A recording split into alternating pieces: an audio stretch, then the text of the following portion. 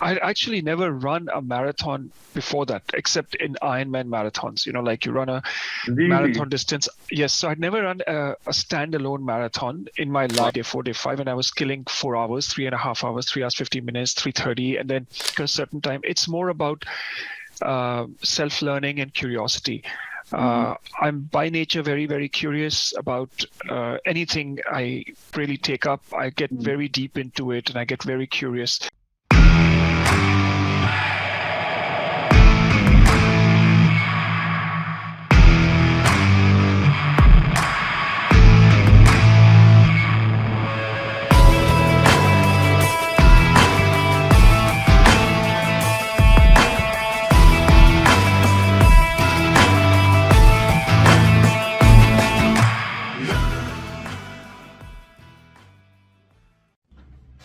Imagine running 10 full marathons, 10 days consecutively in 3 hours, 10 minutes on an average.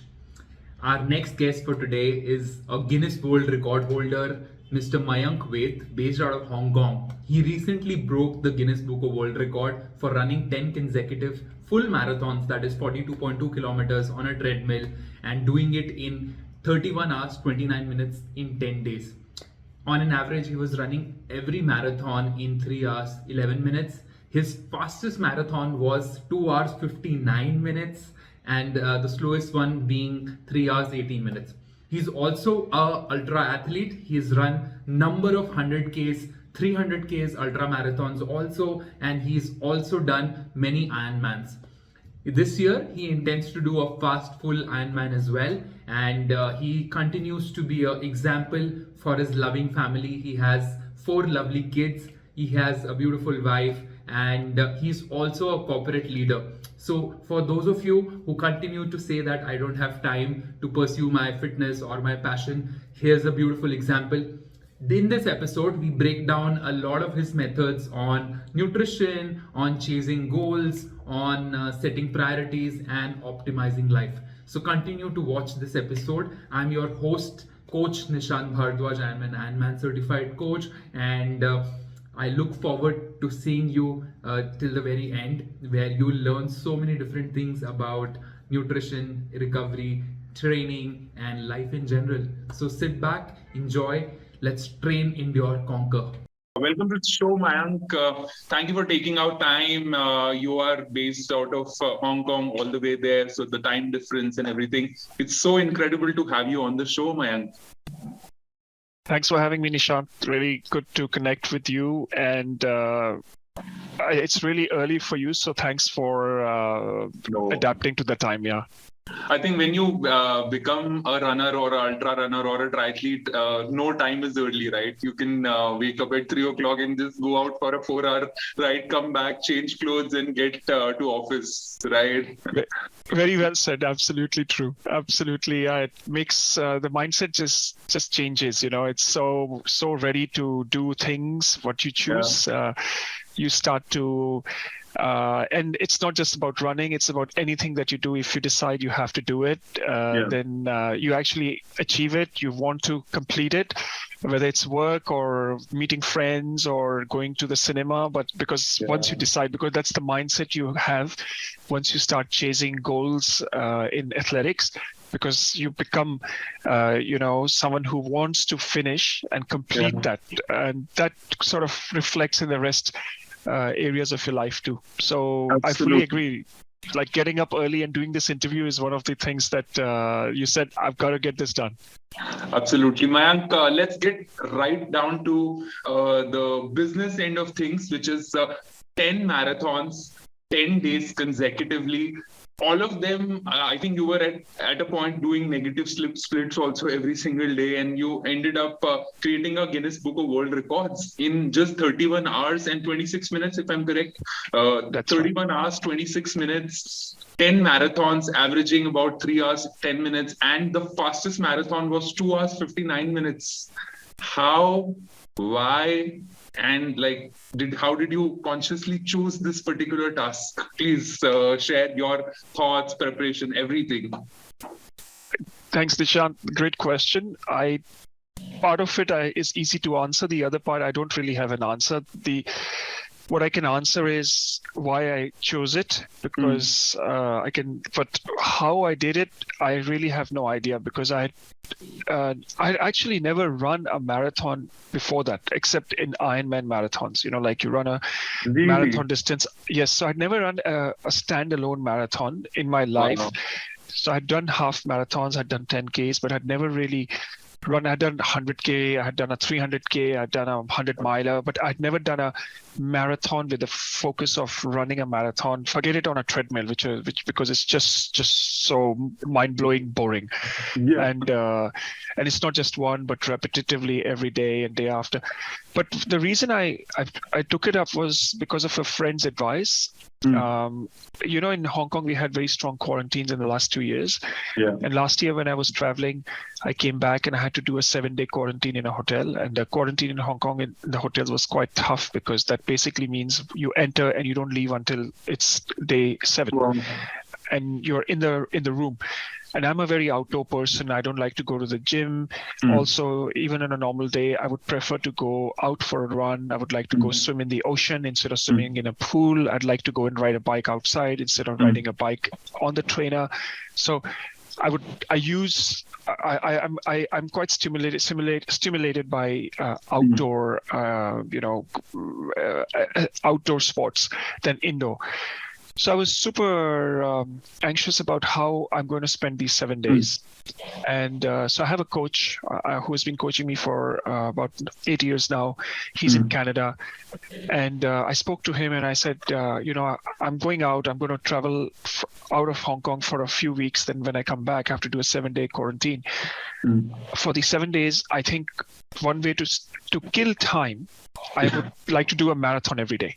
And he said, this is really silly, but I fully support you, because number one, the quarantine is silly, but number two, on top of that, doing a marathon is super silly. But then the reality is, yes, you'll be able to kill 4 to 5 hours of that time doing a marathon, and also still feel fit just in case I start binging on food and beer and wine. So I'll be able to do that. And I said, I totally agree. So I went and got a treadmill, which was very shaky, and it was more designed for walking, not for running. And it didn't even have a meter, so I wasn't really sure what speed I'm running. Like it didn't have a proper meter. So I sometimes felt I was running slower, but it was showing faster. And sometimes I was running faster, but it was slowing short. So it was a bit off. But day 1, day 2, day 3, day 4, day 5, and I was killing 4 hours, 3.5 hours, 3 hours, 50 minutes, 3:30. And then I managed to do that. And it worked out. Quick one. Did you, when you were getting into the quarantine, did you order the treadmill separately and got delivered to your room? How was it? Or the hotel had it? No, I asked somebody to deliver. The hotel could also do it. They could, which would probably have been a better idea, because they would have given me one treadmill from their fitness center, which would be a better, like a Life Fitness, much more stable treadmills.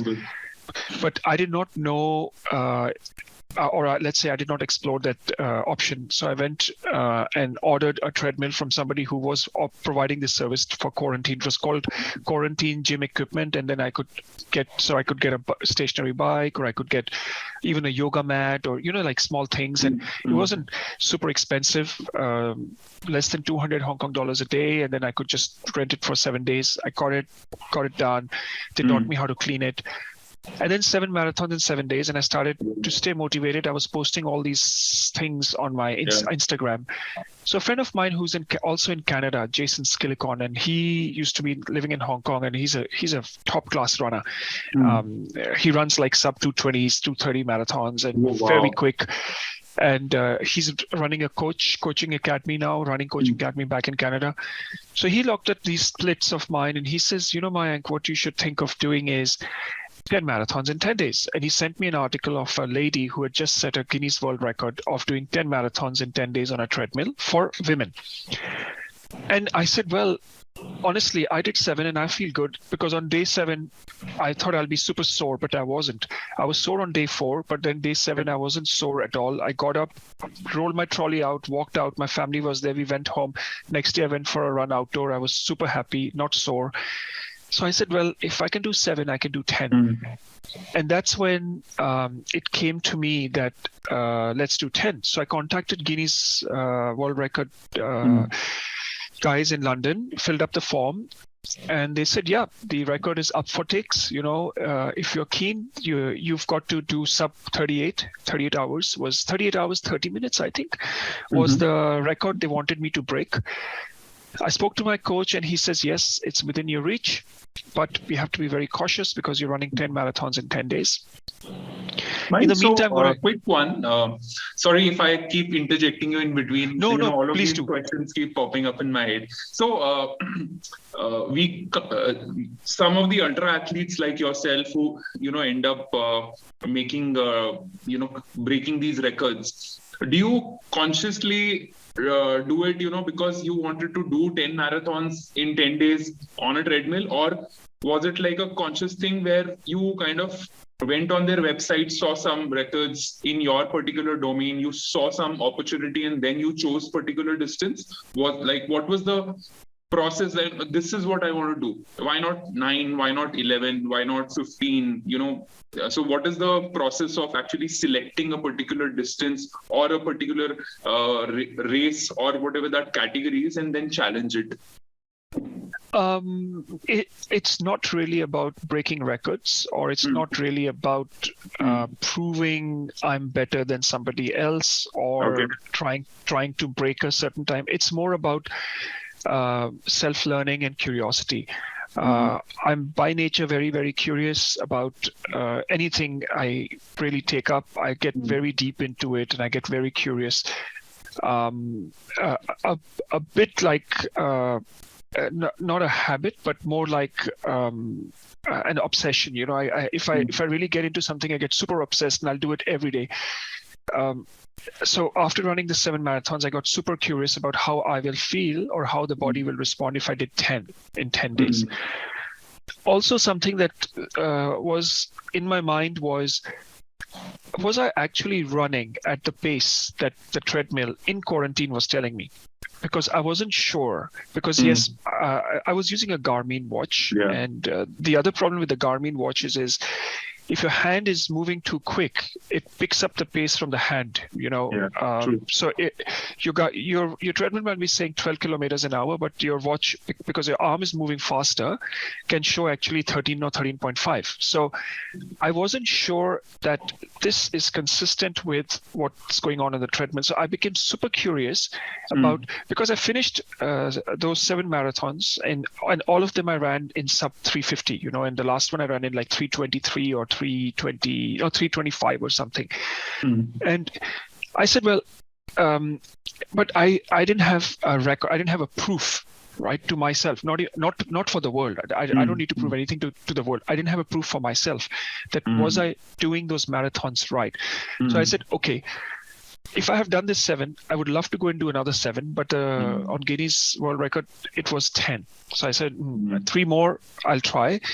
And I'll do it. But the good thing about that was I would have a proof, a very, very valid proof to myself that I can run at that pace, which I was running in those 7 days. That was the pure curiosity and pure self-learning that took me through this process where I said, I'll take this up as a challenge. Number 2, I was very keen to explore how my body responds to something like this. So I went to Honkong University to the sports clinic, and they were very kind. So Professor Michael Che and his lab professor from the science lab, Professor Candela, they came on board and they said, okay, we will study your body for these 10 days. So they were taking my blood and stool samples for before, during, and after. And they did my VO2 max tests and body test and everything before and after. And I had a very good scientific analysis of what was going on with my body. Part of it is captured in that movie that was made by Vinny, by Supatra. And these 2 things were really actually the goal. Guinness World Record is I would say, is was at the end. Michael asked me very clearly, okay, Mayank, we will launch this study on you, but what if you are not breaking the record? What if you're not going sub 38, 30? Will you stop? I said, no, I will not stop. Even if I'm doing 40 hours, 42 hours, I will finish them, because I did not know how I will feel when I'm really running as per the time on the treadmill and everything is going to be perfect, right? So because I had this doubt in my mind that maybe in the quarantine, the treadmill was running slower and my watch was showing it faster. So it was pure curiosity, Nishant. Wow, this is incredible. I think, interesting thing is that people generally, audiences would train for years to be able to, be a Boston qualifier. And of course, it takes a lot of years of preparation, training, changing in physiology. But eventually people get there and it's kind of a lifetime achievement. And you are here very casually saying that, every single day I was doing almost a BQ for your age group. By the way, Mayank is 46 and like we were discussing, you look no more older than 35, So I think just shows your level of fitness and the kind of dedication and the mileage that you've been putting in the last 8 to 10 years. Do you think all of those years of training has helped you to reach at a juncture where you were able to do this without injuries, soreness, or generally just getting bored out of the sport? Was it like something which happened over the years, or was it just happened over a few months of training? I think there is truth in that 10,000 hour discussion. There is a certain level of truth in maybe for somebody it's 9,000, but somebody it's 12,000. But there is definitely some truth in when you reach that volume of training, but also focused training. You can also do 10,000 hours of nothing and feel you're trained, or you can do 10,000 hours of being properly coached, having a proper regime, training regime, nutrition regime, having a focus, challenging yourselves here and there. And that 10,000 hours is not just about physical, but also mental, because of course your body gets prepared. For me, I do a race and then I let my body go. Like I don't like try to stay 100% in shape 365 days a year. I probably stay I never reach actually 100%. I always reach about 90 to 95% of where I want to be. If I want to drop my weight to 72 kilos or 71 kilos, I'm somewhere sitting at 73, 74, absolutely disappointed because my weight is not dropping. Or if I want to reach a certain level of fitness on wattage on the bike, I never reach. So I reach around 85 to 90%. I go into a race with that 80 to 90% preparedness. And after the race, irrespective of what the outcome is, good or bad, I let my body go, so I try to go back to where I was. So if I was 78 or 79 kilos, I'll just let my body go back to 78, 79, just to recover, fully recover, feel good, feel relaxed, and then we'll build again. A lot of my friends, and it works for them. They stay 100%, 365 days a year, and I'm super proud of them, which they can do. But for me, these, let's say 8 to 10 years of training, focused training, which probably I haven't really counted, but probably I'm getting to that 10,000 hour mark, where I'm feeling physically good, but I'm feeling mentally much more stronger, because in these 10,000 hours, I've undertaken so many different kinds of events, the diversity of events, and I would say 95% of them I have finished. 10 to 10% of them I have DNF'd, where I have learned again how to do better. But those failures and those successes have given me a certain level of confidence that whatever I undertake, whatever I want to do, I want to achieve, I can. I will always hit the wall, but I have learned how to overcome that stage when I hit the wall. I know I will go through a certain pain in my knee or in my foot or in my arm, and I have learned how to overcome that. So this has, I think, built me into over the years. So, and I think I still have a lot of room to improve.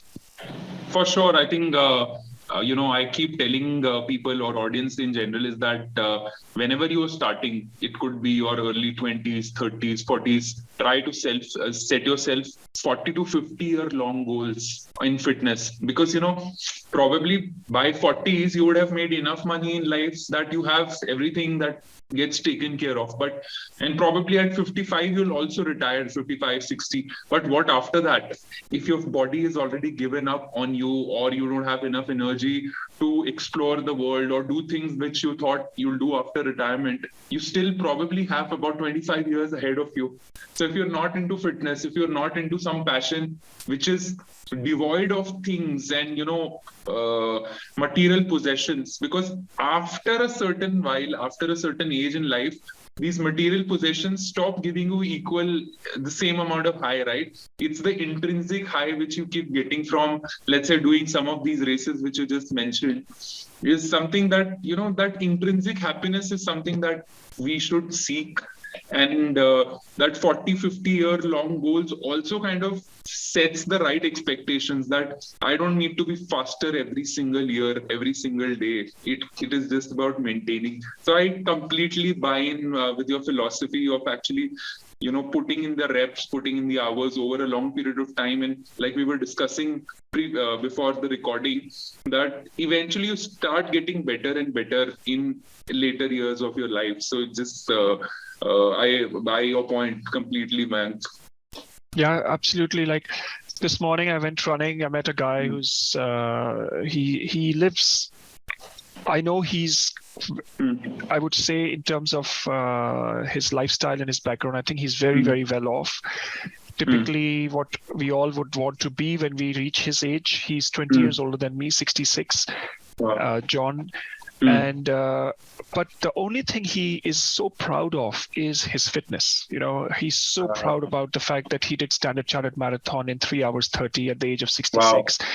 He's going to do a few other marathons. He's got Boston on the list. He's qualified and he's signed up, and he's doing a few other, and he's just running. He did Hong Kong 100 in 23 hours at the age of 66. And Hong Kong 100 is a tough race because it's got lots of elevation. And he's got tons of plans, and he's got he stopped me while running. So we kind of we were doing loops, and he stopped me and he wanted to know how my Standard Chartered Marathon went. And then he told me how his went.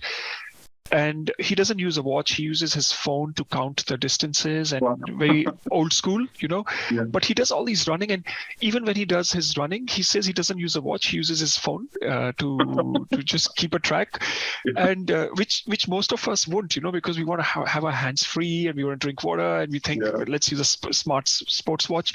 He just uses his phone, and he is, I think I've seen him walking around in where he lives, because we go to the supermarket over there. That's a like top end area of one of the top end areas of Hong Kong, to live in that area. And he doesn't need to get up at 4:30 in the morning and go for a run. He doesn't need to, because if you see from his success and achievement point of view, I think he's successful because he can afford a good lifestyle. He's fairly fit. But he doesn't need to get up at 4:30 in the morning. He could actually sleep at 4:30 in the morning, go to bed at 4:30 in the morning after having a really good night out. But every time I go for a run early morning, John is out there running, and he's doing his loops. His wife too, they're running. And the thing he's really proud about at 66 is he's so fit and he runs. I think what's coming to your point about having a long view, I think he's got another 30 years of running in him, easily, the way he runs. So, and I told him, I'm so proud of you, and I wish I can be the same like him, that I wish I can run a 3:30 marathon at the age of 66. So Yeah, having this long-term view is so important, and just being patient, and not wanting to do it right now, right here. You need a lot of time. You need training. Otherwise, you're going to get injured or disappointed. Absolutely. I think, Mayank, you're also a triathlete. You've done so many Ironmans, and you might have seen in Ironman also the age group categories which are there, 75 to 79, then 80 to 84.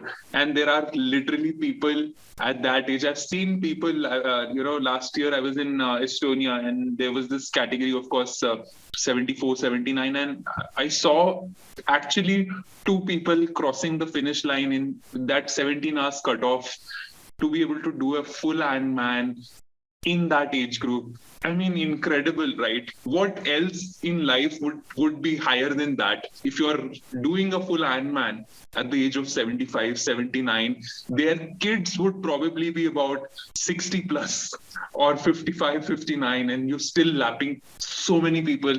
I don't see any higher purpose than that in life, right? In terms of self-actualization and achievements. Yeah, absolutely. I think that's a very good point, Nishant.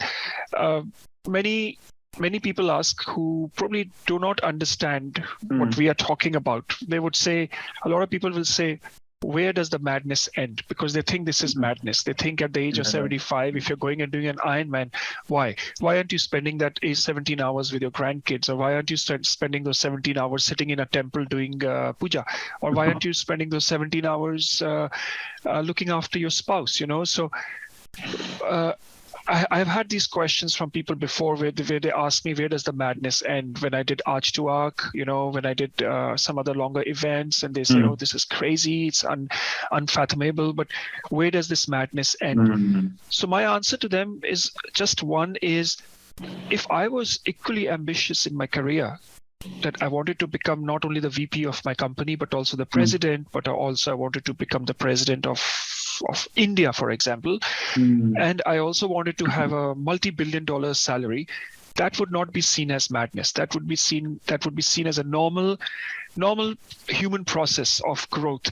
What is lost is this personal growth. This is another very important part of personal growth that is not madness. It is really equally, everybody has their own goals. And I think for a lot of people who have fitness as a goal, being able to do something, what you just said, at the age of 75, 79, crossing the finish line of an Ironman in an under cutoff is like, it's like having $1 billion in your bank account. Absolutely. It's probably even more than that, because there's nothing else that you can be so proud of than having such a beautiful long life, and in the end you're still flying so high. Yeah. I think, as they say that fitness is something you cannot purchase it, you cannot buy it, you cannot inherit it, you cannot even, once you've gotten it, like you broke the 10 marathon under the 3 hours cutoff, but if you stop training, you still can't be the same guy who, you can't even break your own record. So you can't retain it, you can't hold on to it. It's something that you need to go out every single day, pay your dues and get it done. So that's the most incredible unifier, I would say. Fitness is so democratized that you have to pay your own dues. Someone else can't do it for you, right? So it's just so amazing. And I, genuinely from my heart, when I speak with such driven individuals such as yourself from across the world, I see that regardless of which country you're coming from, which ethnicity, which gender, if you are going out there at 4 o'clock in the morning, I think you've already won in life. You're already a role model for so many other people. And by default, it rubs off on all the other areas of your life.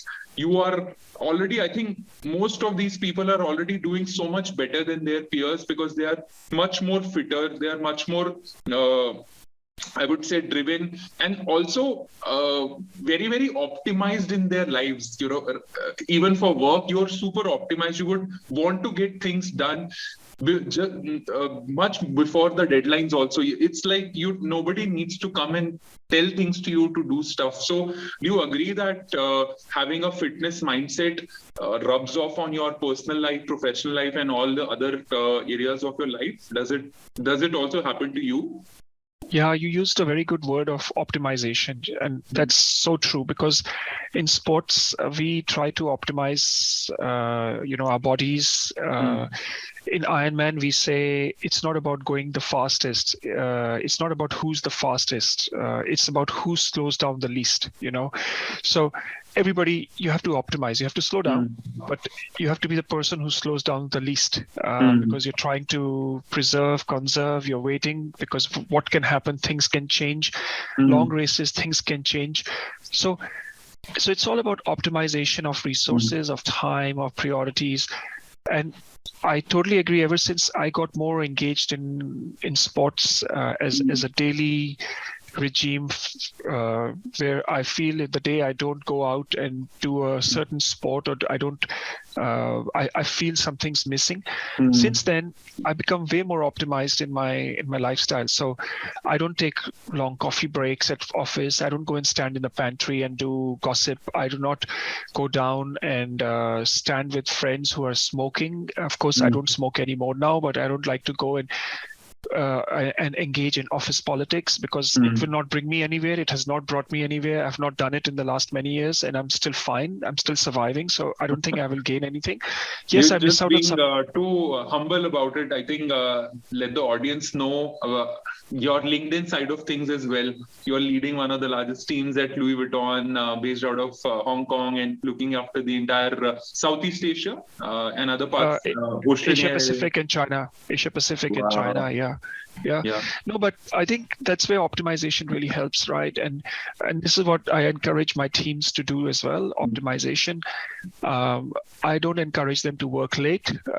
6 p.m. there's curfew in the office. At least in my team, I want everybody out, and they have to have a happy lifestyle with families. And I don't call them on weekends, although my work and some of my colleagues, our work we may be required to work on weekends, because we work a lot with the law enforcement authorities, with customs and police. So sometimes they need us to respond to them on weekends, which we do.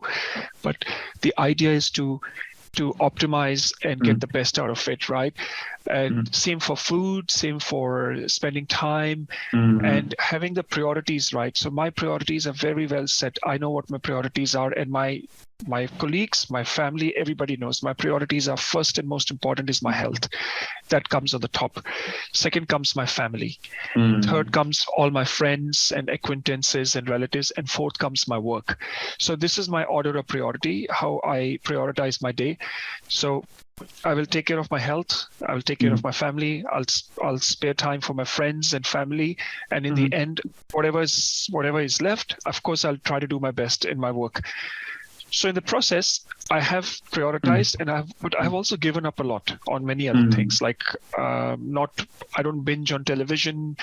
I don't have time. I don't have time every night to go and see friends. I often don't take lunch breaks, so I will eat a salad or something or on my desk, continue to do my work, because I want to get out of office early and go and spend time with my family. I have 4 kids, and it's like a festival every day at home. So they need me. The moment I reach home, there are at least 3. My oldest is getting into a teen state, but the 3 of them are like totally excited. And then I spend time with them. And nights can be quite tough, because the youngest one is very young. So for me and for my wife, it's really about prioritizing. We hardly have a social life, so we have to give up on social life. We don't have a social life. We go once in a blue moon, or we'll go maybe once a month. We'll go to a friend's house, and we are the first ones to arrive, and we are the first ones to leave. Because we have to go back, and we have something to do the next day. I have to get up early, go for or my wife has to get up. She's also a fitness freak. She loves fitness. She loves to, she used to run half marathons. She's done a marathon. She's very keen to get back into, she plays a lot of tennis. So I think it's helpful to have this mindset of optimization, and it really brings great results in every field of life. Absolutely. I mean, I call this micro sacrifices in life to be able to look at the macros of life.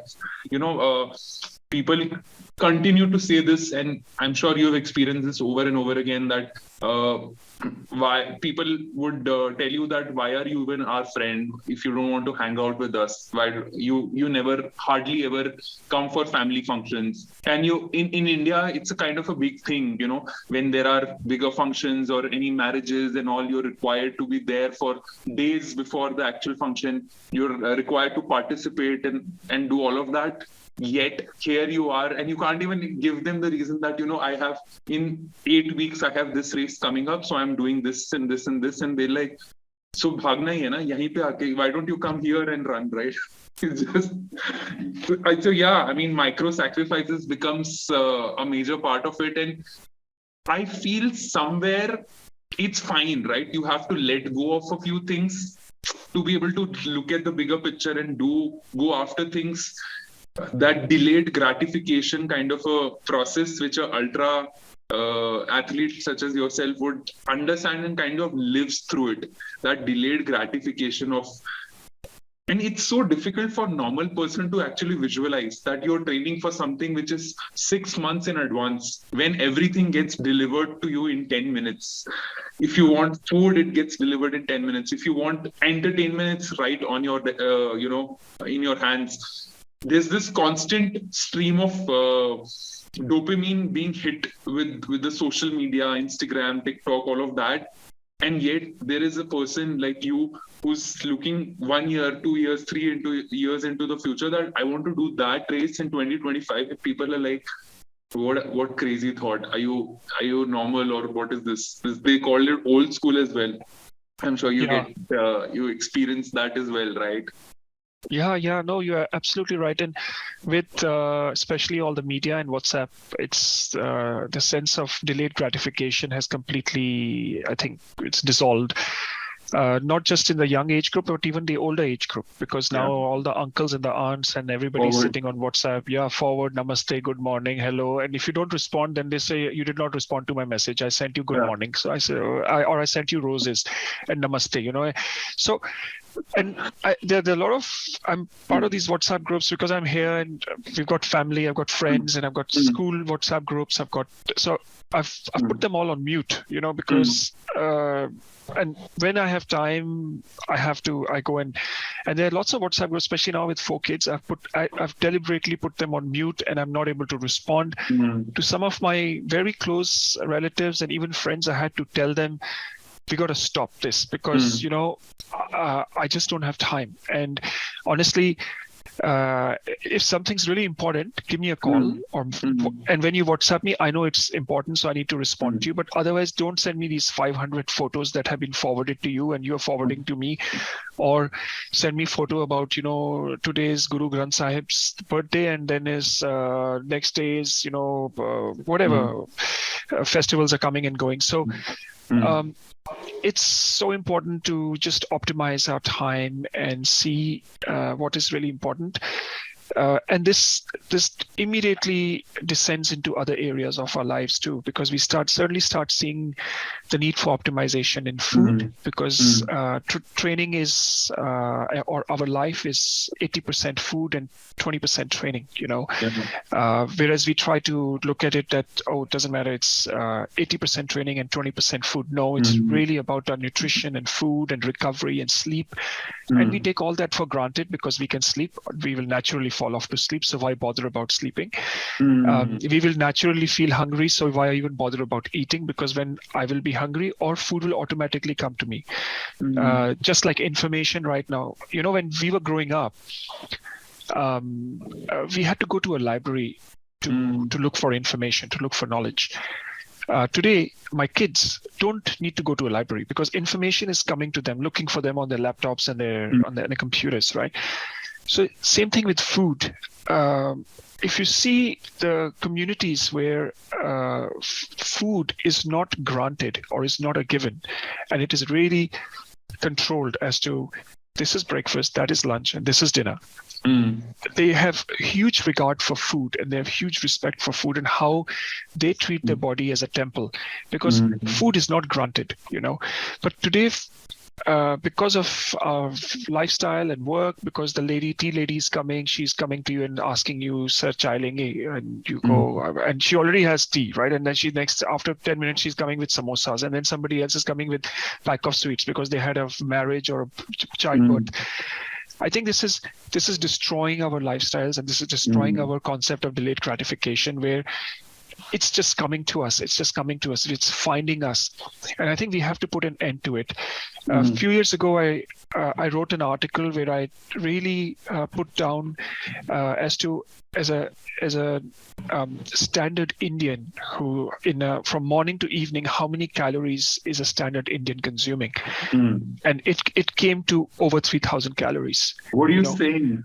Yeah, it came to over 3,000 calories. Wow. A standard Indian was consuming, starting with a good breakfast, a few teacups, then a lunch, a few teacups, then a snack, a dinner, right, and then a dessert. It was coming to 3,000 calories, and with a very sedentary lifestyle of actually leaving your house, getting into a car, driving to your office or to the school, and having practically no exercise and no workout. Whereas the body needs only 2,100, but we are already putting in 3,000 day after day after day. So I think that's where this is so important, to have delayed gratification, to avoid let you suffer, let you feel hungry, let you feel a bit more hungry. It's okay. You're feeling hungry, it's okay. People go, I cannot stay without food. I'm so hungry. I need to eat now. I think we need to delay this, and this will come. Racing sports trains you to have that delayed gratification of suffering and getting the result at the end of it. Very beautifully put, Mayank. I think your endurance records that you've formed and the races that you've done, I'm sure nutrition would have been a major part of that, crossing the finish line also, right? Everything when you're doing, especially marathons or triathlons, you have to have your salts and hydration and nutrition and the carbs and everything in between to the T. If you want a specific time, if you want to have that success in that particular race, how important was your nutrition before, during, and after when you were doing the 10-10 marathons? What were you actually consuming at that particular speed? Did you have access to special kind of gels or something like that? What was your regimen like during that 10 days? So during those 10 days, I didn't eat anything special or focus on anything special. Also because I was being studied by the Honkong U, by the sports clinic. So they were requiring me to do fasting before they took my blood and stool samples. So that would mean I was still coming to work every day. I was working every day. I would come to office at about 7:30 in the morning.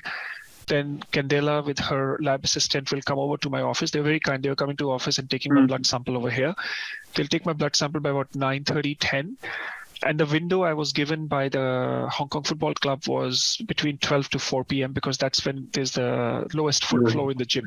Yeah, so I wouldn't be disturbing others, and they can easily block off 3 treadmills for me. In case my one treadmill is not working, I can use the second one. And they had to calibrate everything, and there was a lot of work that went in the behind the scenes in organizing that. So I was, out of those 10 days, I remember clearly I was fasting for 4 days out of those 10 days. Because they did. Meaning for a particular duration, 12 hours, 16 hours, or the entire day? How was it? No, 12 hours. So I was not supposed to eat any food on 12 hours, and I was not allowed to have any caffeine or alcohol within, I think, 8 or 9 hours. And of course, so when they take my blood in the morning, I should be fasting, right? So I wouldn't be able to really eat enough. And then I would be in the office, so I'll have meetings and then I had negotiated with my company that I'm going to do this, and I needed their support because I didn't have any leave left because we were in the fag end of the year. I had already used up all my annual leave. And then I said, well, I need this 10 days. I can still use the weekends, but I at least need your support for 6 days because it's Monday to Friday and one more Monday. One more Friday, I need it. So I need some flexibility with my boss and with my company. And they were very kind. They said, it's a great purpose. And I used that because LV was doing a world run at that same period. So we could raise some money. So I said, I'm going to we'll do some fundraising as well. So other than the fasting, during the run or before the run, I would just eat a bagel or a sandwich. But during the run, I wasn't eating anything except I was drinking sports drinks. So I was basically relying on Pocari or on Gatorade. So these were the two. I had a small ice pack at the back. Eski had ice, and I had prepared my bottles. Guinness World Record guys, they needed 2 observers, independent witnesses, to witness my entire marathon, all the 10 days. So I had requested these 2 to help me out with whenever I'd raise my hand, they'll pass me a bottle, fresh bottle. It'll be chilled, and it'll have either Pocari Sweat mixed with 1 liter of water or Gatorade. And I was only relying on these 2. I did have gels, like goo gels, in case I hit the wall or I get really low. I remember I used it on one day. I think day 6 or day 7, I used one. But other than that, there was nothing. Wow. But what I did... You were telling me that you were not eating anything during that marathon, and it was wow. How come? I mean, how did you replenish your carbs and salts and other things? Purely based on the sports drinks. Yeah, just sports drinks. And because also the difference between running a marathon outdoor and difference of running a marathon on the treadmill is when you run the marathon outdoor, your aid station comes every, let's say, 4 or 5 kilometers, or let's say if you're doing a Ironman every mile, 1.6 kilometers. So you get to drink, and then you may miss it, or you don't drink the whole thing, or you don't drink the right thing because you don't feel like it.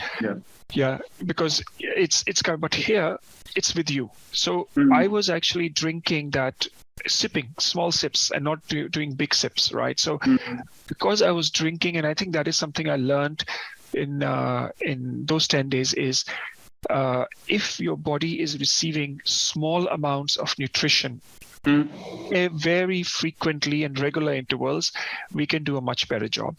We can go much further. We can do much better. And this thing is being studied by, I think by, what's the name of the brand? Anyhow, it's being studied on Gustav Iden and Christian Blumenfeld. There's a very good podcast where they talk about their, iconic last Kona rivalry, including partnership, and there they talk of Morton. Morton is doing this study, and Morton has now come out with, I haven't tried it yet, I'm very keen to try it. Morton has come out with the most scientifically driven nutrition, which gives you exactly, so they even tell you if you're doing a marathon, what you need to drink or eat and what intervals and how much time. So and this is what Christian Blumenfeld and Gustav Iden talk about, where they say that science is helping them the athletes get so fast and so precise because it's nutrition. Of course, there's training, but it's nutrition, how we are feeding our bodies. Before, I used to eat a lot of goo gels and others, and I would always end up with a GI issue, either on the run or I would cramp at the end of the bike and I'll have serious issues. But ever since I started doing Ironman, I started replenishing a lot of salt. So I'll carry salt pills on me, and I'll try to balance it out with the sugar and the salt needs to be balanced. So I'll have separate salt pills, which I didn't do before. Coach guided me to do that. Then I started focusing more also on drinking water. Also this 10,000 hour thing we talked about, our body starts to, how your body's responding. So if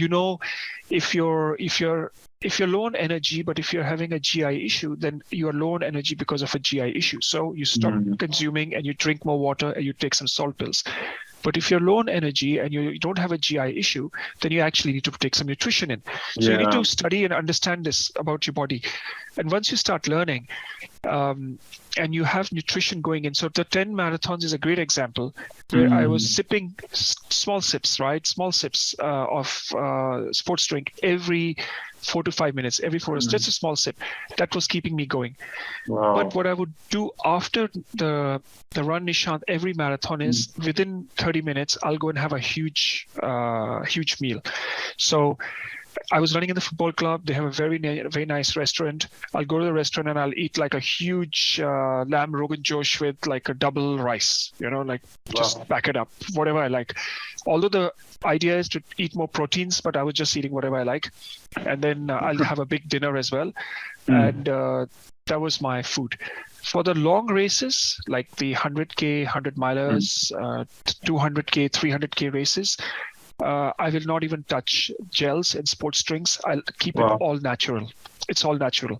So I'll carry paratha with me. Really? I take parathas and pickle. I will apply pickle on roti, whole wheat roti with pickle. I will not take salt pills, but I will use natural salt. So I'll take natural salt with me, keep licking on it.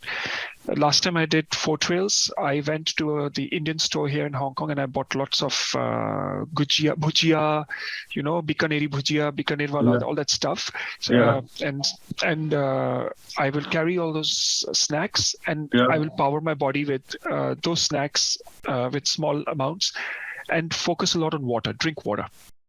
Instead of sports drinks. So try and keep low on sugar because I don't need that explosive energy. I just need consistent. And then I will go and stop and have a noodle or have a sandwich or just keep it natural. Have watermelon, have an apple, have a banana. So that helps me on the long distance. Wow, that is incredible, and that puts everything on its head. The general knowledge that we athletes continue to work on in terms of sweat rates and salts and the number of carbs required for every hour of workout. But it's incredible. I think that's how I come from an army background. My dad was a colonel in the army, and he used to tell me, and those guys used to run with 40 kgs of backpacks with the guns and the entire fatigue, and they used to run in these DMS boots, heavy leather boots, and they would go for 100 Ks throughout the night, throughout the day, part of their training to build that mental fortitude. And he used to tell me that all we used to have was a truck at the back and a truck in the forward, and there used to be a platoon of about 50 to 60 people running together in files. And if you sort of fell behind, you would just be given a glass of water, drink this and keep running. And they used to do that, and they used to say, and then my dad told me that we used to end up doing it with very minimal, just 1 or 2 breaks in between. We had the trucks used to have all the chapatis and dals available, and maybe raat ko ek baar they used to get chai also. So they would get 1 or 2 cups of tea, maybe 4 to 6 rotis and dal. They would just eat that, and during the run, in every hour, you would get 1 mug of water and just keep going. And he used to tell me that we used to do this 24-hour runs with the 40 kg backpack and all, and used to finish it in about 16 to 18 hours. And the next day, you show up at the work all over again. So, I mean, right. Amazing, right? Yeah. Amazing stuff, like what is being done in the Indian Army, and how old school the nutrition is, but how Effective. effective it still is, and it works because that's what the body needs. Of course, I'm sure if we fine tune it a little bit and we start improving and saying okay, very focused and very specific. directed in specific nutrition, then I think yes, maybe they can go 100, not 100 but 120 kilometers, 140 kilometers. But the fact, and those DMS boots, those ammo boots, right, with the pitu and the gun and everything else, and the hot scorching sun, and you are not supposed to on elevation. Yeah, it's just amazing. Yeah, so hats off to these guys who are able to do it with that, with primitive equipment. We guys wear Hoka, and we say, oh, what's a race? Race is 100K, so I'll get a Hoka with maybe a little bit more cushioning, and then I'll go and wear the Vaporfly for a marathon because it makes me faster. And these guys are running in those PT shoes and DMS boots and ammo boots. It's just mind-blowing. And you should see, in most of the Indian marathons that we have, half or full marathons, these Fauji guys outpace even the pros by a mile. They would just show up, no nutrition, nothing. And unfortunately, that knowledge is not there. But whatever it is, their bodies have adapted. They do if there is a 10K race, they would smash it at 25-27 minutes kind of timings. For a half marathon, they do like a 104, 105, and without nutrition, without all of these technicalities that we were just discussing, they have those power boots, power shoes, which are 800 rupees available in a canteen. They would just wear that with the woolen socks and just go for the run, finish that, and then they go for a 8-hour shift once again. Amazing. That is just mind-blowing. And that's, like you said, the body has learned and adapted, and with that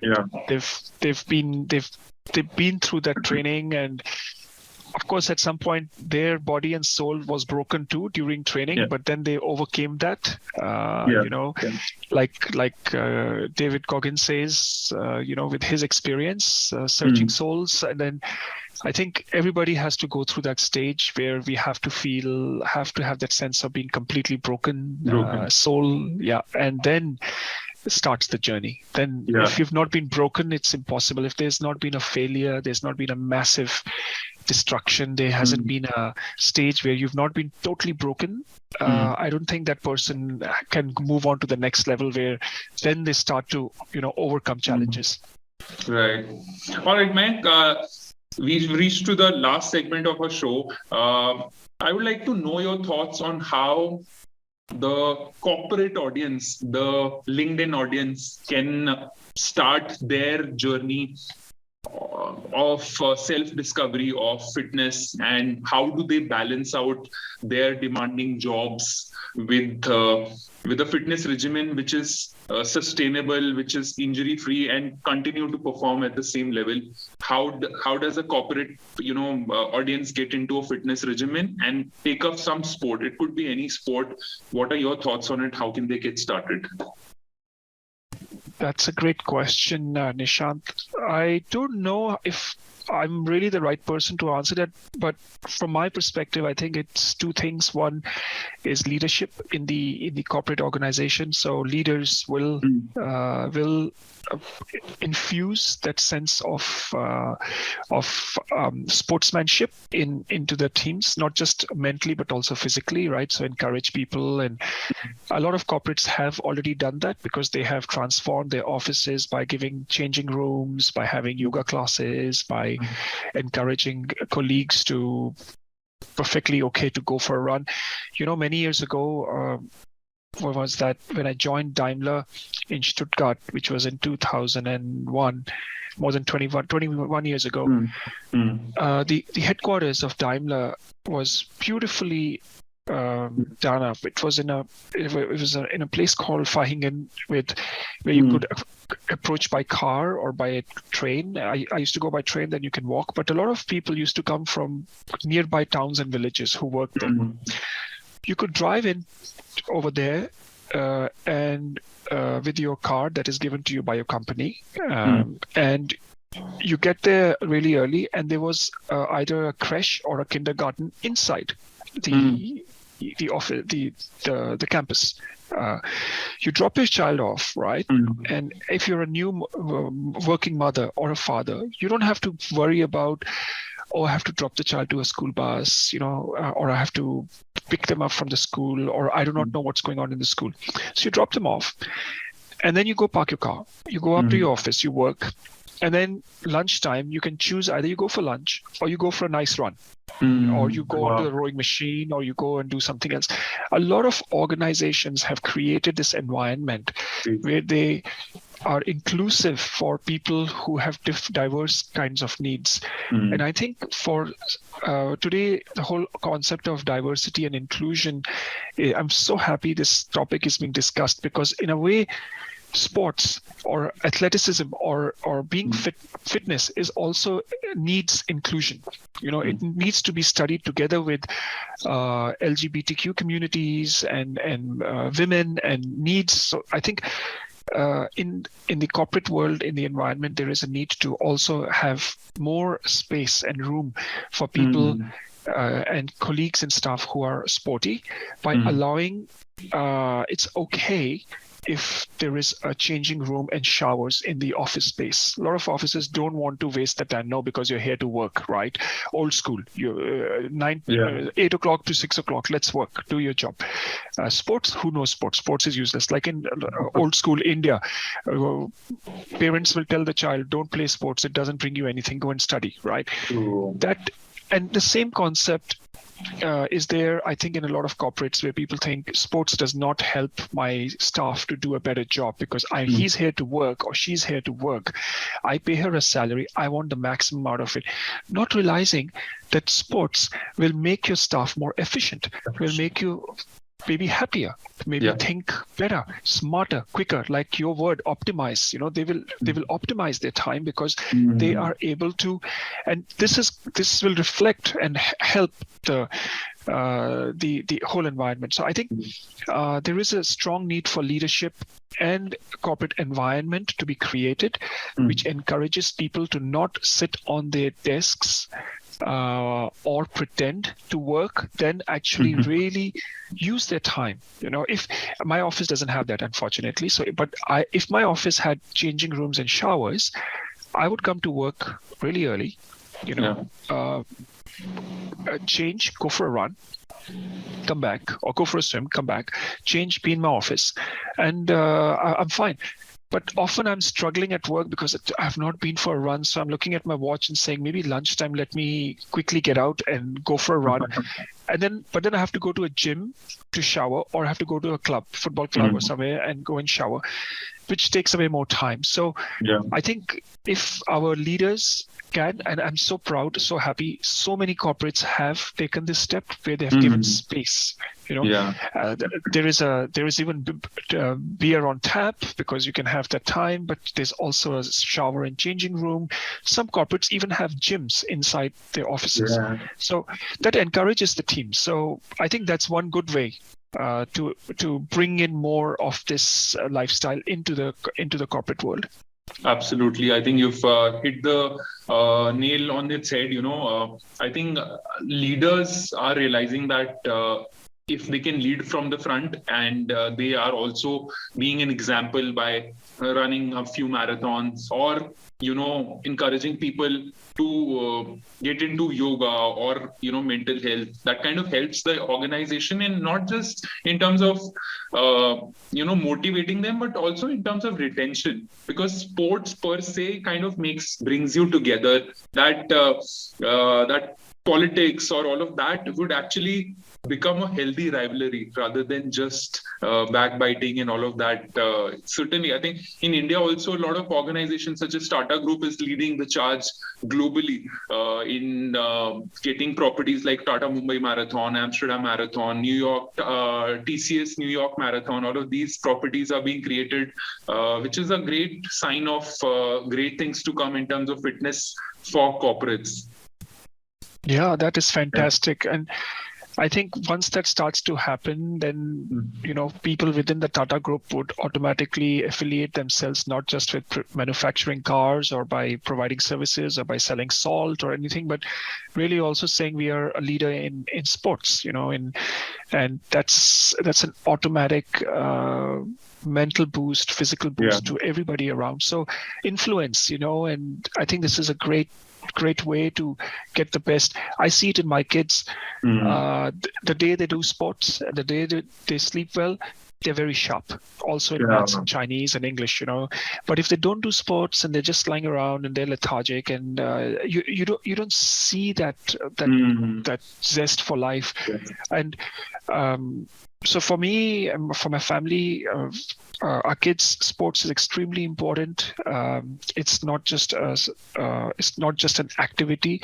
It is really part of our life, of their life. We encourage them to be competitive, to go out, join competitions, get faster. We study videos on YouTube and the internet how you can get faster, how you can dive better, or how you can play basketball better. There's this new movie called Chang Can Dunk. So it's a basketball movie, and it's a very funny movie about North America. Chinese American guy takes on a bet that whether he can do a slam dunk, but he's not tall enough, and then. So my second boy, he loves basketball. He does basketball, and he saw that movie. And at the end of the movie, he was outside, trying different things and different tricks. And he's so motivated now. And he wants to do 2 sessions a week, not just 1. And he wants to get into a proper basketball club. And so I think these things motivate and encourage them. And this is a great way of taking them away from video gaming. They don't have iPads. They don't have video games. And I'm so happy. Yeah. So we can get them to focus their energies on much better stuff. And I think we as adults are the same. If we can do sports, we will be optimizing ourselves much better. Absolutely. Mayank, last question. What's next for Mayank in 2023, 24, 25? Any new records to be broken? Any new peaks to be conquered? What races? What's your calendar like for next 2, 3, 5 years? This year, plan is to based on what the family says and what my wife approves, plan is to try and do an Ironman, a fast one, this year. So I'm focusing more energies on that. So getting back to, because I did 4 trails and few long races, so I've lost a lot of my swim fitness and bike fitness. I'm trying to get that back. And next year, I cannot announce yet because that race hasn't been officially published by the race organizer, but it's a completely new race. It's in Europe, and it's a physically and mentally extremely challenging race. It's a triathlon or a run? It's a triathlon. It's a triathlon. Yeah. So it's a very, very long distance, very challenging triathlon. So that would be announced, I think, in October or November this year. Okay. So we'll watch out for that. Yeah. And I'll let you know, and I'll be doing that next year. And that's for now what I'm going to try and do small races, but because we have now a small daughter at home, and so focus is really on getting the kids to spend more time with them. Awesome. Last question. Tim Ferriss usually asks us on his podcast, if there was a billboard which could be watched by 1 billion people, what would your message be on that billboard? Oh, that's a very good question. There's nothing else more important than our health. That's what my message would be. There's nothing else more important than our health. So everything else can wait. Everything else can be on list below that list, below that point, but the top is there's nothing else more important than our health. Incredible. I literally have goosebumps when you said that, because I really subscribe to this and I live by it. I think so. Thank you so much, Mayank. Thank you for taking out time. Thank you for sharing so many of your life lessons. I think 10 years of your experiences crystallized into 1 hour, and I still had so many questions. I feel like this podcast should be 2 or 3 hours just for the conversation. I just enjoyed so much. Same here, Nishant. Thanks for taking out the time. And you know what? If you're in Hong Kong, give me a shout. We'll catch up. And if I'm in Mumbai, I'll let you know. 100%. And we should definitely meet. It will be really nice to meet you face to face. 100%, Mayank. Thank you so much once again. Thank you, audience, for tuning in. Continue to train, endure, conquer your lives. Continue to slay your inner demons. And I'll see you in the next episode. Thank you.